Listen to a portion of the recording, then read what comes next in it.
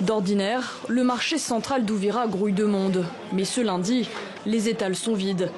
Dans les rues, pas de transport en commun ni de magasins ouverts.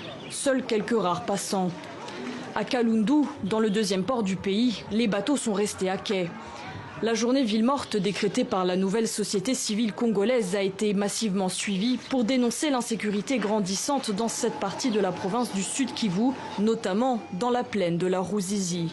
Nous sommes en train de subir des menaces téléphoniques de la part des autorités, nous disant de ne pas appeler la population à observer cette journée ville morte, mais nous disons quand même trop c'est trop, nous ne pouvons pas nous calmer, il faudrait qu'on fasse quelque chose pour qu'il y ait quand même une amélioration.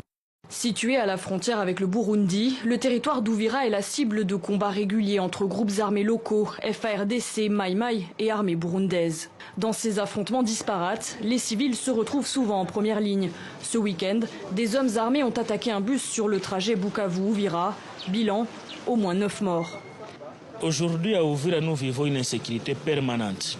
C'est caractérisé vraiment par les kidnappings, des enlèvements, des assassinats ciblés, des meurtres, des braquages sur la RN5. De son côté, l'administrateur du territoire lance un appel au calme, mais il admet des problèmes d'insécurité. Le territoire d'Ouvira, n'oubliez pas, est infesté par plusieurs groupes d'armées. Et nous venons il y a à peine 15 ans, 20 ans, dans des guerres. Les armes circulent partout dans notre territoire. Nous n'avons pas encore réussi à ramasser toutes ces armes. Cette journée ville morte a été marquée par l'arrestation de 7 jeunes dans le quartier Kasenga d'Ouvira, alors qu'ils tentaient de barricader la route.